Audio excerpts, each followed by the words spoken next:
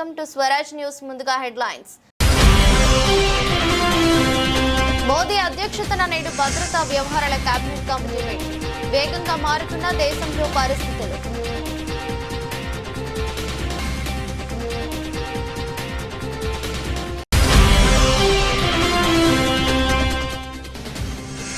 సింహాచలం ఘటనపై ప్రధాని దిగ్భ్రాంతి. బాధిత కుటుంబాలకు ఎక్స్గ్రేషియా ప్రకటన.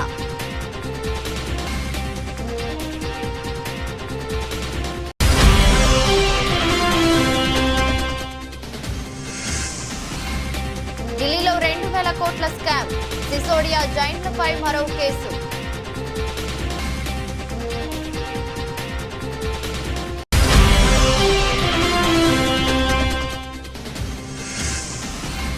సింహాచలం మృతులకు 25 లక్షల పరిహారం ప్రకటించిన ముఖ్యమంత్రి చంద్రబాబు.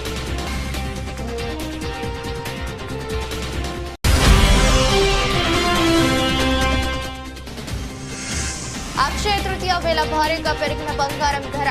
మళ్లీ 99,000 మార్కు దాటేసిన పసిడి.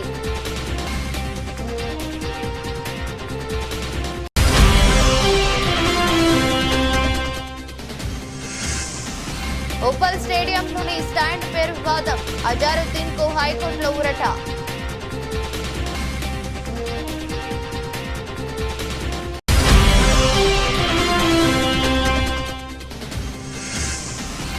నాని హిట్ 3 సినిమా టికెట్ ధరల పెంపు. ఏపీ ప్రభుత్వం గ్రీన్ సిగ్నల్.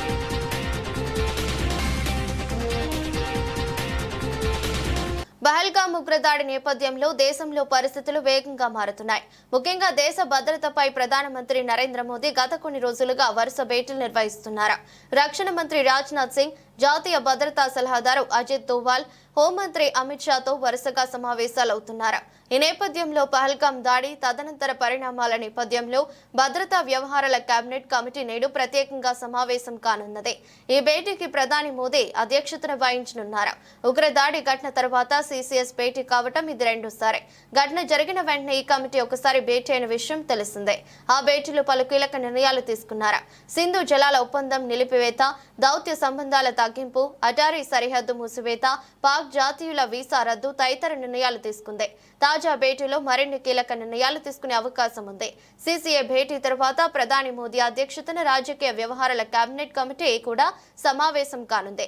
ఈ కమిటీలో కేంద్ర మంత్రులు రాజ్నాథ్ సింగ్, అమిత్ షా, నితిన్ గడ్కరీ, జేపీ నడ్డా, నిర్మలా సీతారామన్ సహా పలువురు సీనియర్ మంత్రులు ఉన్నారు.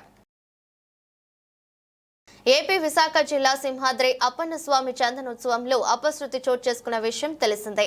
స్వామివారి నిజ రూపాన్ని దర్శించుకునేందుకు వచ్చిన భక్తులపై గోడ కూలడంతో 8 మంది మృతి చెందారు. మరికొందరు తీవ్రంగా గాయపడ్డారు. ఈ ఘటనపై ప్రధానమంత్రి నరేంద్ర మోదీ దిగ్భ్రాంతి వ్యక్తం చేశారు. క్షతగాత్రులు త్వరగా కోలుకోవాలని ఆకాంక్షించారు. ఈ సందర్భంగా బాధిత కుటుంబాలకు ప్రధానమంత్రి జాతీయ సహాయ నిధి నుంచి ఎక్స్గ్రేషియా ప్రకటించారు. మృతుల కుటుంబాలకు 2 లక్షల చొప్పున, గాయపడిన వారికి 50,000 చొప్పున అందజేయనున్నట్లు వెల్లడించారు. అక్షయ తృతీయ సందర్భంగా సింహాచలం వరాహ నరసింహస్వామి భక్తులకు నిజరూప దర్శనం ఇవ్వనున్నారు. ఈ సందర్భంగా స్వామివారి దర్శనం కోసం పెద్ద సంఖ్యలో తరలివచ్చారు. వేకువజామున 1 గంటకు స్వామివారిని సుప్రభాత సేవతో మేల్కొల్పారు. అనంతరం ఆ తర్వాత స్వామివారి దేహంపై ఉన్న చందనాన్ని వెండి బొరిగలతో అత్యంత సున్నితంగా వేరు చేసి నిజరూపంలోకి వచ్చిన స్వామికి విశేష అభిషేకాలు జరిపారు.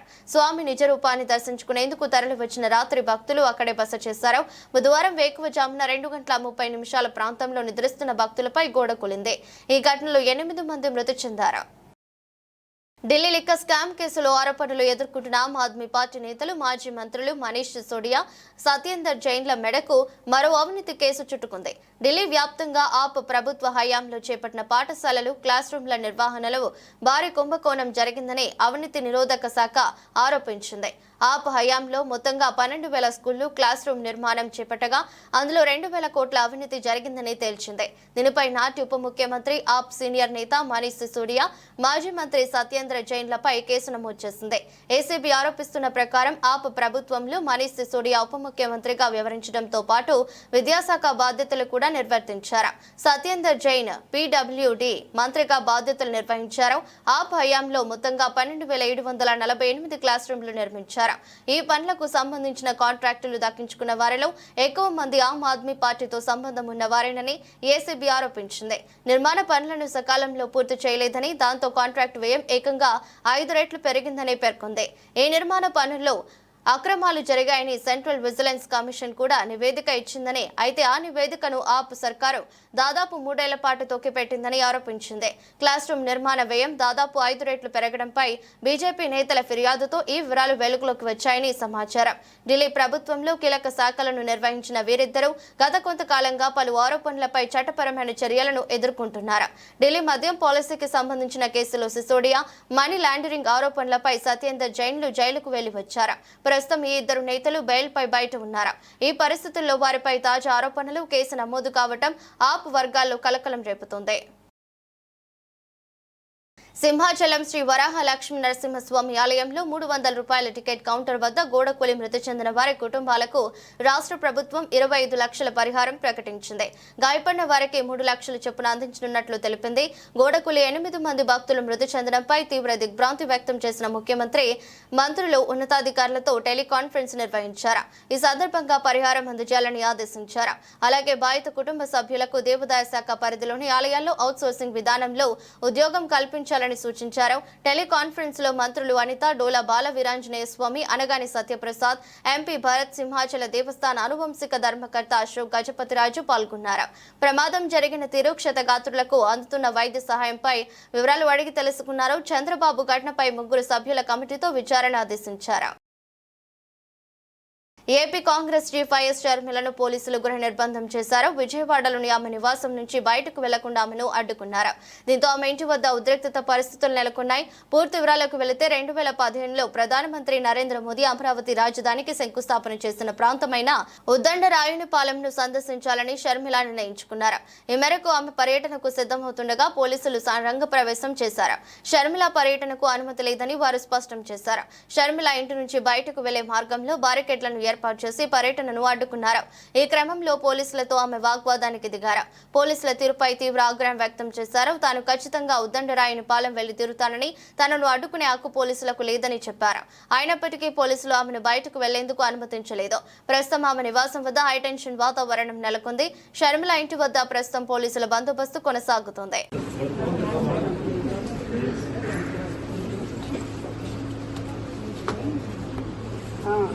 No. You are abusing me. You are abusing me. You don't have the right. నా మీద చేసే హక్కు కూడా మీకు లేదు. చేయండి. ఫస్ట్ చేయండి. చేయండి. చేయండి. నా మీద చేతులేసే హక్కు మీకు లేదు. చేయండి. Move. I can't breathe. Move. Move. Give me space. I can't breathe. You are suffocating me. Move. నా మీద చేసే హక్కు మీకు లేదు. చంద్రబాబు గారు, this is not right. This is not right. Andhra Pradesh లో ఒక మహిళ మీద, అది కూడా ఒక పార్టీ చీఫ్ మీద ఇంత అన్యాయం చేస్తున్నారంటే మీరు అసలు మేడం ఆఫీస్ కి వరకు వెళ్తాను మేడం. అక్కడి నుంచి లెట్ మీ గో. మీరు కోఆపరేట్ చేస్తారు. Okay, let me go to my office. మీరు ఆఫీస్ కి let me go to my office. Office కి ఓన్లీ ఆఫీస్ కి let me go to my office. Will you cooperate చేసి office కి వెళ్తాను. I have always cooperated with law and order. You will not find an instance where I did not. Okay, madam. Your office work అయితే move. Andhra Pradesh ఉప ముఖ్యమంత్రి పవన్ కళ్యాణ్ కుమారుడు mark Shankar ఇటీవల Singapore లో జరిగిన అగ్ని ప్రమాదంలో తీవ్రంగా గాయపడిన విషయం తెలిసిందే. పాఠశాలలో జరిగిన ఈ ప్రమాదంలో గాయపడిన మార్క్ సింగపూర్ లోని ఆసుపత్రిలో కొంతకాలం చికిత్స పొందిన తర్వాత హైదరాబాద్ కు తిరిగి వచ్చారు. అయితే అతని ఆరోగ్య పరిస్థితి ఇంకా పూర్తిగా మెరుగుపడలేదని పవన్ కళ్యాణ్ వెల్లడించారు. పాల్గా ముగ్గురదాడి ఘటనలో చనిపోయిన మృతులకు నివాళులర్పించే కార్యక్రమంలో భాగంగా మంగళగిరిలో జరిగిన సమావేశంలో పవన్ కళ్యాణ్ మాట్లాడుతూ తన కుమారుడు మార్క్ ఆరోగ్య పరిస్థితి గురించి వివరించారు. అగ్ని ప్రమాదంలో మార్క్ శంకర్ ఊపిరితిత్తుల్లోకి పొగ చేరడంతో బ్రాంకోస్కోపీ చేయించామని, ఆ తర్వాత హైదరాబాద్ తీసుకొచ్చామని చెప్పారు. అయితే మార్క్ సురక్షితంగా ఇంటికి చేరినప్పటికీ ఆ ప్రమాదం తాలూకు భయం ఇంకా అతన్ని వెంటాడుతుందని, రాత్రులు నిద్రలో భయపడుతూ లేస్తున్నాడని పవన్ తెలిపారు.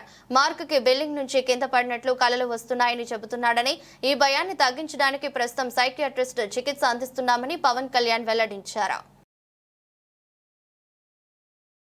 మహబూబ్ జిల్లా తొర్రూరు పట్టణ కేంద్రంలోని స్థానిక పెద్ద చెరువు వద్ద 3,50,00,000 వ్యయంతో మినీ ట్యాంక్ బండ్ నిర్మాణం కోసం స్థానిక ఎమ్మెల్యే యశస్విని రెడ్డి కొబ్బరికాయ కొట్టి శంకుస్థాపన పనులను ప్రారంభించారు.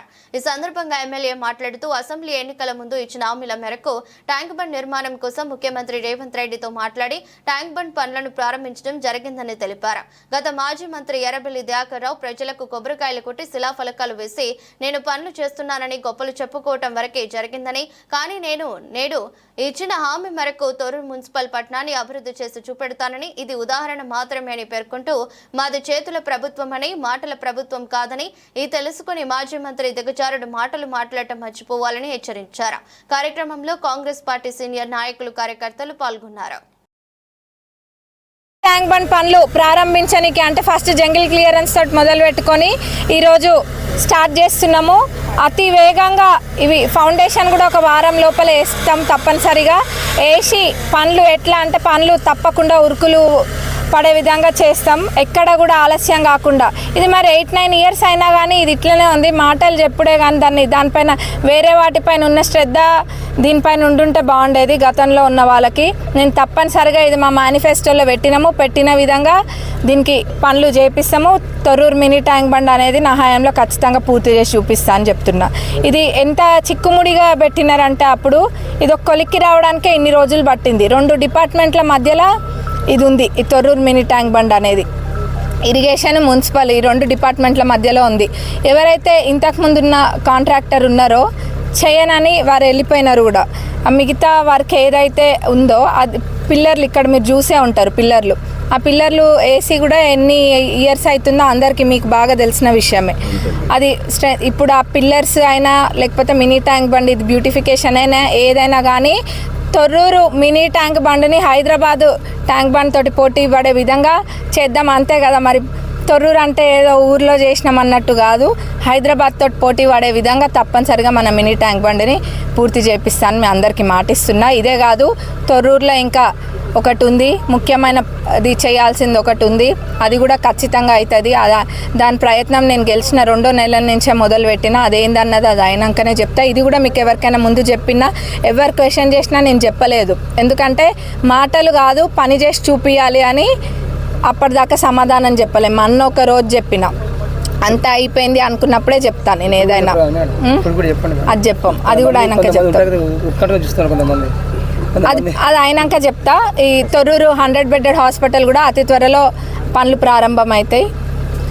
తొర్రూరులో మా హయాంలో తొర్రూరులో ఖచ్చితంగా ఎన్నడూ లేని విధంగా డెవలప్మెంట్ చేసి చూపిస్తా అని మీ అందరికీ కూడా తొర్రూరు ప్రజలకి మాటిస్తాను. భూభారతి చట్టంపై ప్రజలకు అవగాహన కల్పించేందుకు సీసీకుంట మండలంలోని అమ్మాపూర్ గ్రామ శివారులో కురుమూర్తి దేవస్థానం వద్ద బుధవారం నిర్వహించే భూభారతి ఆర్ఓఆర్ చట్టం అవగాహన సదస్సుకు హాజరవుతున్న రెవెన్యూ, సమాచార, పౌర సంబంధాల, గృహ నిర్మాణ శాఖ మంత్రి పొంగులేటి శ్రీనివాసరెడ్డి ముఖ్య అతిథిగా హాజరవుతున్నందున కురుమూర్తి దేవస్థానం వద్ద భూభారతి అవగాహన సదస్సు నిర్వహణ ఏర్పాట్లను జిల్లా కలెక్టర్ విజయేంద్ర భోయ్, దేవరకద్ర నియోజకవర్గ శాసనసభ్యులు జి మధుసూదన్ రెడ్డితో కలిసి పర్యవేక్షించారు. కురుమూర్తి దేవస్థానం వద్ద నిర్వహించే భూభారతి అవగాహన సదస్సుకు అన్ని ఏర్పాట్లు పూర్తి చేయాలని అధికారులకు సూచించారు. భూభారతి అవగాహన సదస్సుకు స్టేజీ, సీటింగ్, సౌండ్ సిస్టమ్, పారిశుద్ధ్యం ఏర్పాట్లపై కలెక్టర్ అధికారులతో చర్చించి సూచనలు చేశారు. హెలిప్యాడ్ ను పరిశీలించారు. దేశంలో బ్రోకర్లకు లంచం ఇచ్చి ప్రైవేటు సంస్థల దగ్గర అప్పు తెచ్చిన ఏకైక దౌర్భాగ్య ప్రభుత్వం మీదే. మేము మీలాగా సిగ్గు లేకుండా బ్రోకర్లను పెట్టుకుని కమిషన్లు ఇచ్చి 10,000 కోట్లు అప్పు తీసుకోలేదు. మేము బీఎఫ్సీ, ఆర్ఏసీ వద్ద అప్పు తీసుకున్నామని, అవి కేంద్ర ప్రభుత్వ సంస్థలు. మా ప్రాజెక్టులో తప్పులు ఉంటే కేంద్ర ప్రభుత్వం అప్పు ఎందుకు ఇస్తుందని మాజీ మంత్రి ఎమ్మెల్యే హరీష్ రావు అన్నారు. ఆర్ఈసీ దగ్గర అప్పు తెచ్చిండ్రు అని మాట్లాడిండ్రు. అయ్యా, మీలాగా బ్రోకర్లను పెట్టుకొని 170 కోట్ల బ్రోకర్ కమిషన్లు ఇచ్చి మేము అప్పులు లేలే. నువ్వేం చేసినావు? నువ్వు హెచ్సియు యూనివర్సిటీ భూములు కుదబెట్టి బ్రోకర్కు 170 కోట్లు చెల్లించి 10,000 కోట్లు నువ్వు అప్పు తెచ్చినావు కదా మిస్టర్ ఉత్తమ్ కుమార్ రెడ్డి.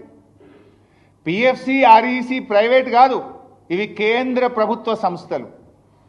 మేమేం మీలాగా బ్రోకర్ని పెట్టలే, బ్రోకర్ ఫీజులు ఇయ్యలే, లంచాలు ఇయ్యలే, ప్రైవేట్ వాళ్ళ దగ్గర మేము బాండ్లు రేస్ చేయలే.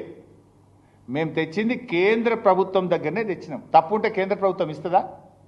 If our project is wrong, if DPR is not there, how central government will give us the loan?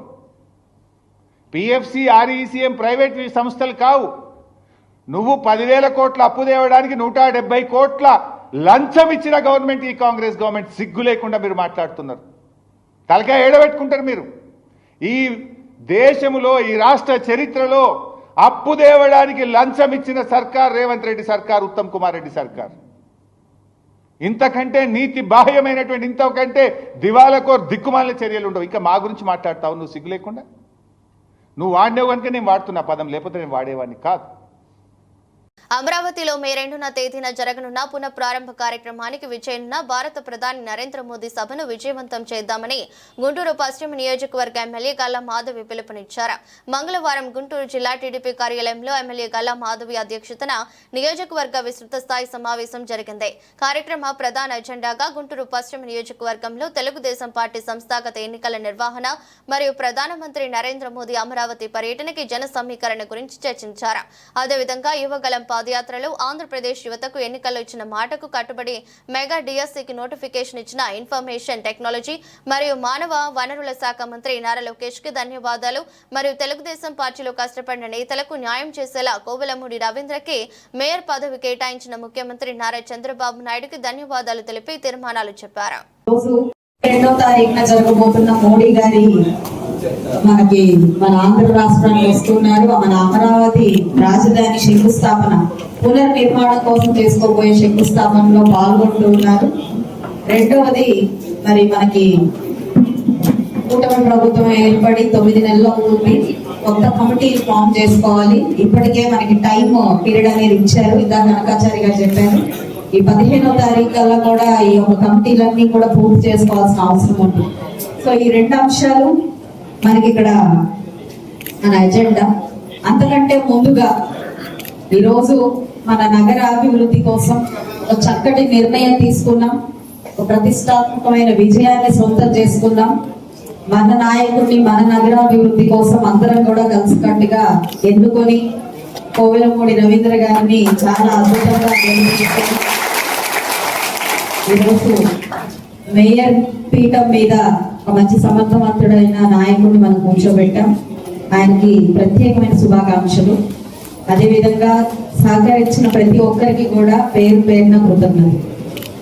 మరో రెండో విషయం, మరి మనకి యువగలంలో లోకేష్ గారు ఏదైతే మనకి ప్రామిస్ చేశారో, మన పిల్లలకి ఉద్యోగాల కోసం ఏ డిఎస్సి అయితే మనకి ప్రామిస్ చేశారో దానికి నోటిఫికేషన్ జారీ చేయడం, మన పిల్లలు ఇప్పటికే వాటిల్లో ప్రిపరేషన్ కి మునిగిపోవడం చాలా సంతోషం. ఈ 2 అంశాలు ఈరోజు తీర్మానాలుగా మనం చెప్పుకున్నాం. అయితే అజెండాలోకి వస్తే ఫస్ట్ రేపు జరగబోయే సభ గురించి మనం మాట్లాడుకోవాలి. మరి కళల రాజధాని అమరావతి 5 సంవత్సరాల నుంచి గత ప్రభుత్వం ఈ రాజధాని పేరుతో ఏం చేస్తుందో మనందరికీ తెలుసు. రాజధాని లేని రాష్ట్రంగా మనల్ని ఉంచోబెట్టి యావత్ ప్రపంచం కూడా అవహేళన చేసే విధంగా మన గత ప్రభుత్వం మన ఆంధ్రుల్ని అవమానించింది. ఇలాంటి క్రమంలో ఈ రోజు మళ్ళీ చంద్రబాబు నాయుడు గారి కళల మేరకు ప్రపంచంలోనే ధీటుగా ఒక రాజధాని తయారు చేయాలి అనే ఒక ఆకాంక్షతో మన నాయకులు ఉన్నప్పుడు దానికి సహకరించాల్సిన బాధ్యత మనలో ఉంది.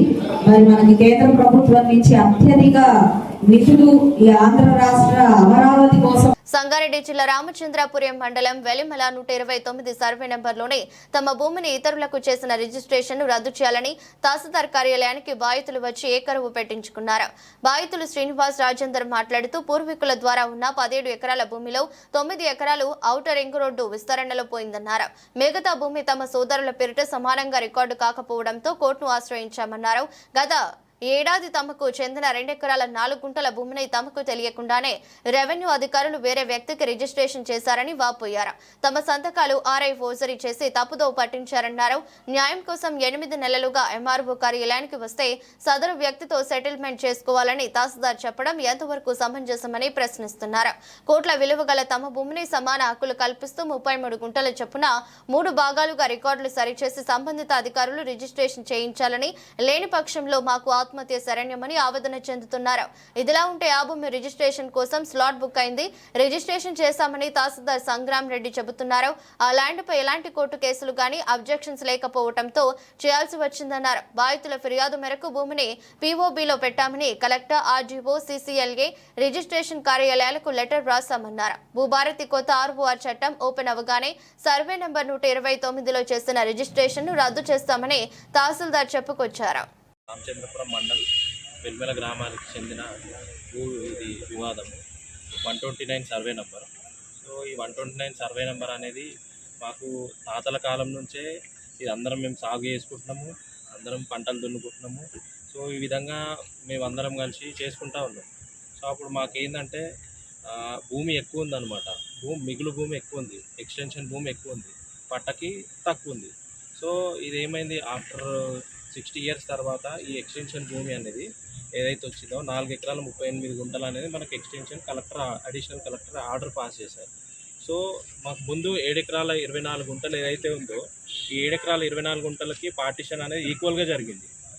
ముత్తయ్యకి ముగ్గురు ఎవరైతే ఉన్నారో కొడుకులు, రాజమ్మ, మళ్ళా పెద్ద మల్లయ్య, పెంటమ్మ, వీళ్ళకి ముగ్గురికి ఎకరా 11 ఎకరా 10 చొప్పున వీళ్ళందరికీ ఈక్వల్గా డివైడ్ చేయడం జరిగింది. ఎప్పుడైతే ముందు ఓల్డ్ పట్టా ఉన్నప్పుడు అదే విధంగా ఇప్పుడు 4 ఎకరాల 38 గుంటలు ఏదైతే ఎక్స్టెన్షన్ భూమి వచ్చిందో మా ముత్తయ్య వాటాకి 2 ఎకరాల 19 గుంటలు అనేది మాకు షేర్ డివైడ్ అవుతుంది. సో అదేవిధంగా ముందు పట్టా ఏదైతే ఉందో ఆ ముందు పట్టాని మాకు ఎట్లయితే ఈక్వల్గా డివైడ్ చేసిరో ఇప్పుడు వచ్చిన మిగులు భూమి ఏదైతే ఎక్స్టెన్షన్ ఉందో మనకు సప్లిమెంటరీ సేట్వార్ ప్రకారంగా చెరి 33 గుంటలు ఒకరికి, మాకు రాజమ్మ, పెంటమ్మకి ముగ్గురికి 33 గుంటలు రావాలి. పెద్దమల్లయ్య అనే పర్సన్ కూడా 33 గుంటలు రావాలి. సో ఈ 33 గుంటలు మాకు ఈ డిస్ట్రిబ్యూషన్ సరిగ్గా జరగలేదు. సో మేమేం కోరుతున్నామంటే ఈ తహసీల్దార్కి కానీ కలెక్టర్ గారికి కానీ మాది ఏదైతే భూమి ఉందో మాకు ఈ 2 ఎకరాల 19 గుంటలు ఈ ఈక్వల్ డివైడింగ్ షేర్ 33 గుంటలు మాకు ఈక్వల్ డివైడింగ్ షేర్ మాకు కావాలి. సో మేము ఇప్పటి నుంచే కాదు, మేము 8 నెలల నుంచి కూడా ఇక్కడ తహసీల్దార్ దగ్గరికి వస్తూ ఉన్నాము. కానీ ఎటువంటి మాకు ఈ మూమెంట్ అనేది అసలు జరగడం లేదు.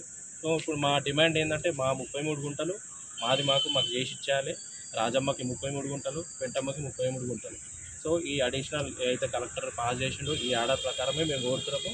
యాజ్ పర్ లీగల్గానే మేము కరెక్ట్గా ఉన్నాము. ఇది మా డిమాండ్. అయితే దీనిలో మాకు ఓఆర్ఆర్ రింగ్ రోడ్ సర్వే పోయింది. అయితే రింగ్ రోడ్ 16 ఎకరాల్లో ల్యాండ్ ఇది టీపన్ ప్రకారం. అయితే దీనిలో 9 ఎకరాల 9 గుంటలు ఓఆర్ఆర్ రింగ్ రోడ్ భూమిగా మిగిలిన ఎక్స్టెన్షన్ ల్యాండ్ అది రికార్డుకు కాలేదు. కాకపోతే ఏమైందంటే అది తర్వాత బ్యాలెన్స్ అట్నే ఉంది. మాకు అప్పుడు గవర్నమెంట్ కూడా అప్పుడు వాళ్ళు ఏమన్నారంటే, సరే మీరు గవర్నమెంట్ ఇలా నష్టపోతున్నారు కాబట్టి ఇది మిగిలింది మీరు చేయించుకోండి, మీకు ఇదైనా కనీసం అదే ఉపాధి అవుతుంది అని చెప్పేసి వాళ్ళు చెప్పారు. మాకు అప్పుడు చెప్పారు. కానీ ఏంటంటే మాకు అప్పుడు కొంచెం సమయం అది కాలేదు, మా దాంట్లో కొంతమంది సహకరించలేదు కాబట్టి అది అంతే ఉంది. అయితే ఇప్పుడు వీళ్ళు ఏం చేశారు, దాన్ని అది మాకు తెలియకుండా, మిగతా వాళ్ళకి తెలియకుండా అది వీళ్ళు రికార్డ్ చేయించేసి అది అవతల పర్సన్ మా దానిలో ఒక సింగిల్ పర్సన్ మీరు చేయించేసి ఇంకో పర్సన్కి రిజిస్ట్రేషన్ చేయించేసి ఇదే మాధవరపు రామారావు. ఆల్రెడీ మేము గవర్నమెంట్కి ఇల్లు 9 ఎకరాల ఇల్లు ఆల్రెడీ గవర్నమెంట్ ఓఆర్ఆర్ పోయింది, ఇలా నష్టపోయినాం. సరే ఉన్న 30 గుంటలన్నా మాకు ఇదన్నా ఉపాధి అవుతుంది అని చెప్పేసి మేము దీని మీద ఆధారపడదామంటే ఇది కూడా మాకు తెలియకుండా ఈ ల్యాండ్ అవతల పర్సన్ చేసేసింది మా ఎంఆర్ఓ, మన వీఆర్ఐ తహసీల్దార్ ఆర్ఐ శ్రీకాంత్ సార్. మొత్తం మేము అడిగితే ఏమంటారు, మేము అడుగుదామంటే నేను ఈ రోజు చేస్తాం, రేపు చేస్తాం, సెటిల్మెంట్ పోండి, మీకు డబ్బులు కావాలా, ఎంఆర్ఓ సెటిల్మెంట్కి పంపిస్తున్నారు. వాళ్ళు వెళ్ళండి, మీరు ఏదైనా మాట్లాడు, ల్యాండ్ కొన్న అతని దగ్గరికి వెళ్ళి మధ్యలో మీడియా కొంతమంది ఉన్నారు, అది సారే పంపిస్తున్నారు. ఇప్పుడు ఈ తప్పిదం ఎవరిది అంటారు, ఎంఆర్ఓ వాళ్ళది అంటారు? ఎంఆర్ఓదే. ఎంఆర్ఓ ఆల్రెడీ ఒప్పుకుంటున్నాడు, నేను చేపిస్తాను, మీకు ఎందుకు మీరు కోర్టుకి వెళ్ళకండి, కేసుకి వెళ్ళకండి, నేను చేపిస్తాను హామీ ఇస్తున్నాడు. హామీ తప్పలేదు అంటున్నారు.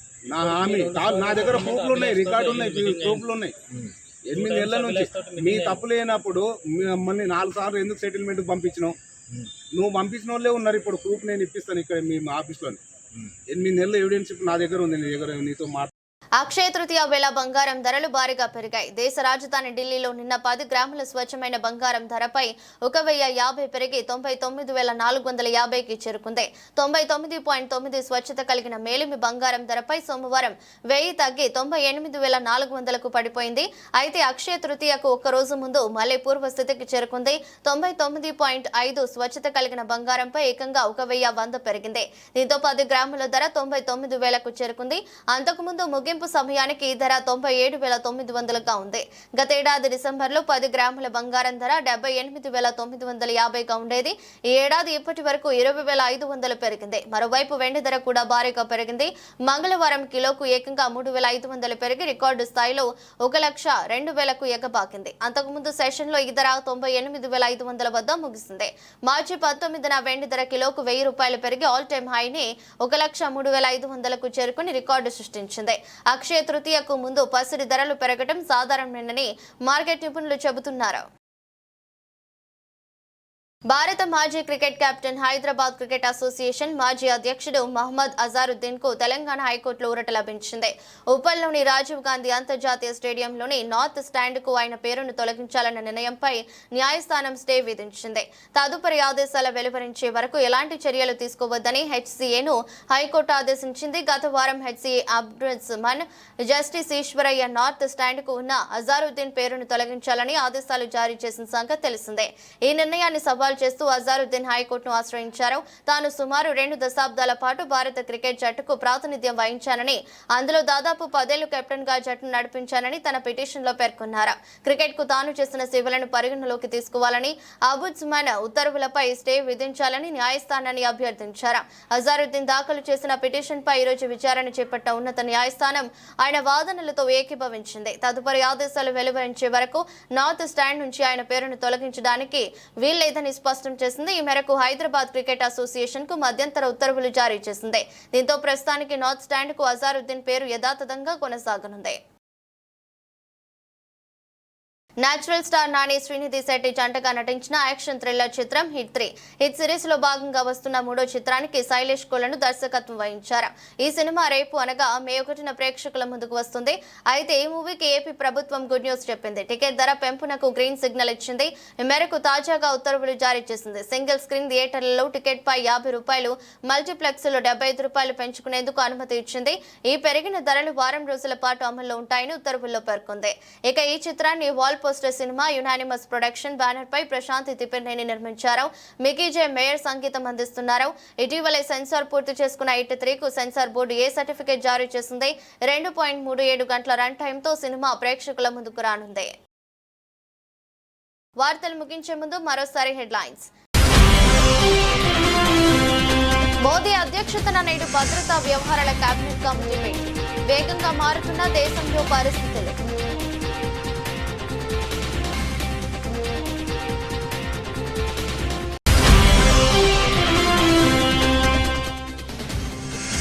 సింహాచలం ఘటనపై ప్రధాని దిగ్భ్రాంతి. బాధిత కుటుంబాలకు ఎక్స్గ్రేషియా ప్రకటన.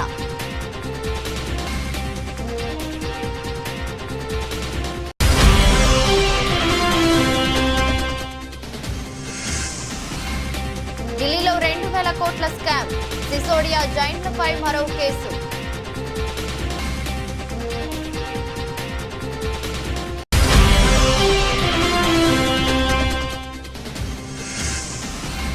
సింహాచలం మృతులకు 25 లక్షల పరిహారం ప్రకటించిన ముఖ్యమంత్రి చంద్రబాబు.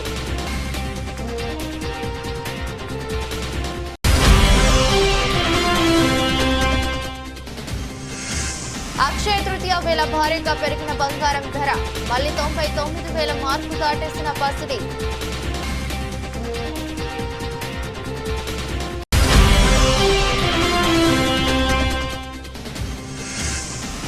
ఉప్పల్ స్టేడియంలోని స్టాండ్ పేరు వివాదం. అజారుద్దీన్ కు హైకోర్టులో ఊరట.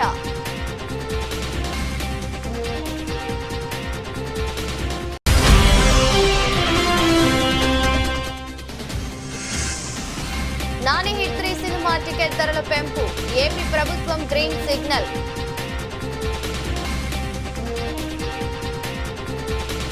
ఇది రెస్ట్ బులెటిన్. మరో బులెటిన్లో మళ్ళీ కలుద్దాం. అంతవరకు సెలవు. నమస్కారం.